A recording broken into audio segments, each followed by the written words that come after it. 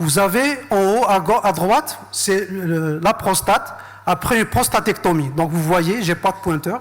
Donc il y a la prostate, les vésicules séminales et les déférents. En bas, à gauche, c'est l'adénome. C'est une image réelle d'un patient qu'on a opéré. Donc c'est une énucléation de l'adénome. C'est ça la différence.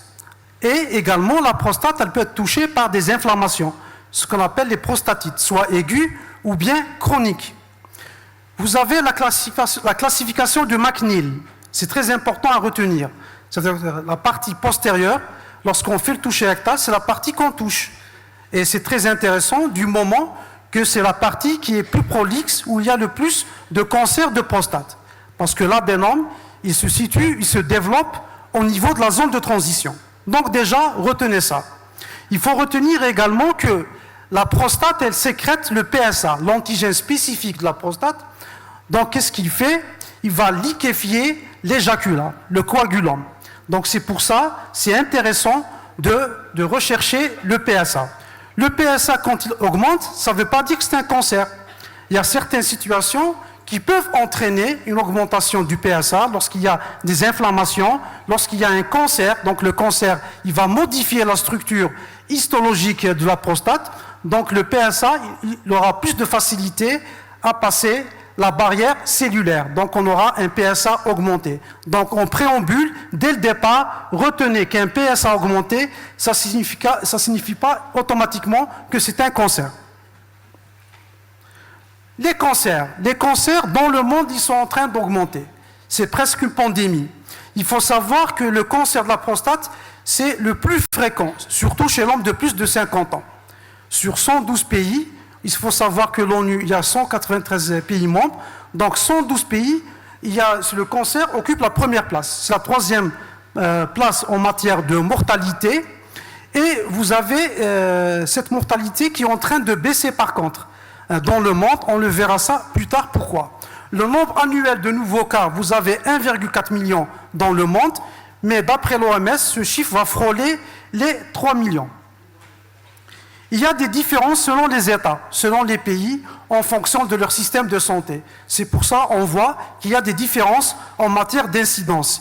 Si l'incidence elle est très importante dans les pays dits développés, les États-Unis, l'Amérique du Nord, les pays européens, par contre, on voit qu'il y a par rapport à la mortalité, il peut y avoir des différences. Quelques chiffres, la mortalité a des différences par rapport à certains pays, parce que ce n'est pas le même système de santé. Vous avez quelques chiffres par rapport à l'Algérie. L'Algérie, les nouveaux cas, c'est à peu près 2500 cas par an. Mais en réalité, on pense que ce chiffre peut atteindre des 3000 cas, voire plus. Donc, c'est des chiffres à retenir. Pourquoi le dépistage il est important, le dépistage précoce? Parce qu'il y a plusieurs types de cancers. Il y a les cancers dits indolents. Les cancers dits indolents, c'est en rapport avec le vieillissement humain. C'est comme les rides, les cheveux blancs. Donc, c'est des cancers qui ne sont pas très dangereux. Par contre, la détection précoce, le dépistage individualisé ou bien ciblé, il permet de détecter rapidement les cancers agressifs. C'est les cancers qui tuent. Parce qu'il faut savoir que 20% des cancers, ils deviennent mortels. Donc l'objectif principal du dépistage, c'est de cibler le cancer à haut risque. Est-ce qu'il y a une prévention par rapport à ce cancer? Comme dans tous les cancers, tout le monde le sait, qu'il y a les règles hygiéno-diététiques. C'est-à-dire il faut faire du sport de façon régulière, ne pas prendre des aliments riches en graisse animale. Il y a également le rôle protecteur des lycopènes. Les lycopènes qu'on trouve soit dans les tomates, la sauce tomate, les grenades, qu'est-ce qu'on trouve également? Dans le monde animalier, on le trouve dans les crevettes. Dans les crevettes, bon, on le trouve également chez les cétacés, notamment chez le cachalot, mais la pêche de la baleine, elle est prohibée. Donc on trouve les lycopènes dans les pastèques. Donc tout ça, c'est très intéressant à connaître en matière de prévention. Concernant les facteurs de risque, donc il y a des hommes à risque. Vous voyez ce monsieur, il rigole, il est souriant, mais il est à côté d'une bouche d'un volcan. Donc à tout moment, il peut y avoir une éruption volcanique, c'est-à-dire qu'il y a des gens qui sont prédisposés à faire des cancers de prostate. Donc il y a les facteurs ethniques constatés chez les Afro-Américains, les Afro-Antillais, une origine afro-caribéenne. Les Asiatiques, ils font moins de cancers de prostate, mais prudence, parce que maintenant on constate qu'il y a plus de cancers en Chine par rapport à il y a 30 ou 40 ans. Cela est dû au développement humain, au développement de la société chinoise. On dit qu'il y a moins de cancers chez les Asiatiques parce que, mais si on compare, par exemple, la deuxième génération, par exemple, de Japonais qui sont nés sur l'île de Hawaï, par exemple, on trouve qu'il y a plus de cancers de prostate par rapport aux Japonais qui sont insulaires. Vous avez les facteurs génétiques également, notamment maintenant, depuis qu'on a décodé le génome humain, il y a certains gènes qui ont été détectés. Vous avez le BRCA1, BRCA2 et l'OXB13. Il faut surtout retenir le BRCA2 et l'OXB13 parce que c'est eux qui donnent les cancers de prostate les plus agressifs. Et il ne faut pas oublier qu'il y a le facteur âge. Plus on avance dans l'âge, plus il y a plus de risques d'avoir un cancer de prostate. Il faut savoir, par exemple, il y a eu des études autopsiques faites sur des patients, des octogénaires, et dans presque 80% des cas, ils ont trouvé des cellules néoplasiques. Et la prostate, pendant toute notre vie, nous les hommes, elle est bombardée par la testostérone. Intéressons-nous maintenant à l'histoire naturelle de la prostate. C'est très intéressant. Déjà, l'âge médian au diagnostic, il est de 69 ans. Par contre, l'âge médian au moment du décès, il est de 83 ans. Mais retenez ça, entre la localisation de la maladie et le localement avancé, il y a 10 à 15 ans. Donc c'est la période où il faut faire justement le diagnostic précoce. Parce que lorsqu'on fait un diagnostic précoce à temps, on va éviter les formes très agressives. Les formes très agressives et les formes évoluées. Parce qu'entre le métastatique hormonodépendant et hormonorésistant, il y a 18 mois. Et entre l'hormonorésistant et le décès, il y a 1 année. Donc retenez ça, c'est très très important. Retenez qu'on a une parenthèse de 10 à 15 ans. C'est pour ça qu'on dit que le cancer de prostate, c'est un silent killer, c'est un tueur silencieux, parce qu'il n'y a pas de signe clinique.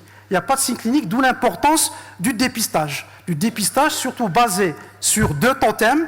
Le premier totem, vous avez le PSA par rapport à la biologie, et le deuxième totem, par rapport à la clinique, vous avez le toucher rectal. Bien entendu, il y a eu des classifications histopathologiques, le Gleason. Le Gleason, c'est une classification par rapport à la nature du cancer. Il y a le Gleason 7, c'est la barrière, plus de Gleason 7, c'est un cancer très très agressif. Parce qu'en fait, la détection précoce nous permet de différencier le cancer peu agressif, indolent, dû au vieillissement humain, et le cancer très agressif, c'est-à-dire avec un Gleason supérieur à 8. Et devant un cancer agressif, le chirurgien ou bien le thérapeute, le médecin généraliste doit être agressif également dans ses décisions. Du Gleason, on est passé à l'ISUP, par rapport par exemple au grade 5 et 6, ISUP, c'est-à-dire que c'est très important. Par exemple, le grade 4, ça veut dire c'est un Gleason 8. Le grade 5, c'est plus de 8. Tout ça, c'est très important. Maintenant, il y a un combat féroce entre nous, les urologues, et les anatomopathologistes. On pense que le 3 plus 3, le 6, en fin de compte, pour nous, les urologues, sûrement dans quelques années, ça va égaler 0. Pour nous, ce n'est pas un cancer, c'est dû au vieillissement humain. C'est-à-dire que ça va calquer un petit peu les études autopsiques, surtout faites dans les pays scandinaves. Donc retenez ça, de prime abord, maintenant tout le monde a compris qu'il y a les cancers indolents dus au vieillissement humain, Gleason 6, ISUP 1, et vous avez les cancers très agressifs, ceux qui tuent dans 20% des cas. Et c'est dans cette niche qu'on doit faire le diagnostic précoce. Comment sélectionner donc cette population à risque de développer le cancer de prostate? Vous avez l'interrogatoire. L'interrogatoire, parce qu'on va chercher si au premier degré, s'il y a des patients qui ont eu un cancer de prostate, un frère, un oncle, un papa. Donc s'il y a 2 personnes, le risque est multiplié par 5. S'il y a 3 personnes, le risque est multiplié par 11. Donc retenez ça, c'est très important. Vous avez le toucher rectal. Il ne faut pas s'offusquer de faire le toucher rectal. Il faut le faire. Retenez le premier slide. Je vous ai dit que la partie postérieure, c'est la partie où se développe le plus le cancer de prostate et c'est la partie que l'on touche au mieux avec un doigt ganté. Donc il ne faut pas hésiter à faire le toucher rectal. C'est très important. Vous avez la biologie, le PSA. Ça ne coûte rien de demander un PSA. surtout chez une personne qui a plus de 50 ans. Et lorsqu'il y a des facteurs de risque, il faut le demander à 45 ans, voire à 40 ans. Retenez que s'il y a un cas dans la famille, il faut faire le diagnostic précoce 10 ans avant l'âge du développement de ce cancer dans la fratrie ou bien chez le papa. Retenez ça. Également, je vous ai dit qu'il y a les gènes BRCA1, BRCA2 et OXB13. BRCA-B comme Brist. Ça veut dire que dans la famille, s'il y a des femmes qui ont un cancer de l'ovaire ou bien un cancer du sein, retenez ça, il faut faire la détection précoce du cancer de prostate. Je vous ai dit que le cancer de prostate, c'est un tueur silencieux. C'est-à-dire qu'il n'y a pas des signes au départ. Il est silencieux. Donc il est sournois. Donc s'il y a des signes cliniques, ça sous-entend que ce cancer, il s'est développé. Il est devenu agressif. Et s'il est agressif, donc il y aura des signes cliniques. Et dans ce cas, des signes cliniques qui ressemblent à l'adénome de la prostate, c'est-à-dire une dysurie, une pollakiurie. Et dans les formes extrêmes, on peut avoir une rétention vésicale aiguë, une incontinence urinaire, voire une incontinence anale, si le cancer de prostate il a progressé de façon fulgurante. Voilà ce qu'il faut retenir. Également, s'il y a des douleurs osseuses, c'est pas bien. Ça veut dire il y a des métastases osseuses, parce que c'est un cancer ostéophile. Donc retenez ces points essentiels. Le toucher rectal, il se fait au mieux vessie vide et rectum vide, avec un palpé bimanuel. C'est l'idéal dans un monde parfait. Il faut le faire, le toucher rectal, parce que dans 15% des cas, on découvre des cancers de prostate, alors que le PSA était normal. Donc il faut retenir ça. Il faut faire le toucher rectal. Il ne faut pas hésiter à le faire. Le PSA, retenez bien ces chiffres, parce qu'il y a eu des changements par rapport à certains paradigmes. Ça fait 1 ou 2 ans, même avant, on disait que le seuil du PSA à retenir, c'est 4 nanogrammes par millilitre et 3 nanogrammes, 2,5, devant des familles à risque, devant des facteurs de risque positifs. Maintenant, la démarche diagnostique, elle commence à partir de 3 nanogrammes par millilitre. Ça veut dire un monsieur qui a un 3 nanogrammes par millilitre, on doit commencer la démarche diagnostique. Par contre, il faut accréditer de l'importance par rapport déjà à l'âge, les facteurs de risque. Vous avez la vélocité du PSA, la cinétique du PSA. La cinétique, c'est-à-dire la progression du PSA dans le temps. Si on voit que quelqu'un, il a 3 nanogrammes, mais une année après, 4 nanogrammes, il y a un problème. Le PSA est en train d'augmenter. Retenez ça déjà. Retenez surtout la densité du PSA. La densité du PSA, c'est lorsqu'on divise le PSA en nanogrammes par rapport au poids de la prostate en grammes. S'il est supérieur ou égal à 0,15, quel que soit le taux du PSA, là il y a un problème. Ça doit faire tilt dans vos neurones, ça veut dire qu'il y a un risque accru de cancer de prostate. Maintenant, si vous êtes devant un patient qui a des facteurs de risque positifs, ce chiffre, il se situe entre 0,1 et 0,15. Retenez ça, c'est très important. En résumé, une densité du PSA supérieure ou égale à 0,15, c'est un cancer de prostate jusqu'à preuve du contraire. Ça veut dire que vous devez passer au deuxième palier. Le premier palier, c'est le toucher rectal, le PSA. Le deuxième palier, vous avez l'IRM, MRI, l'imagerie par résonance magnétique. C'est le deuxième palier. Retenez ça.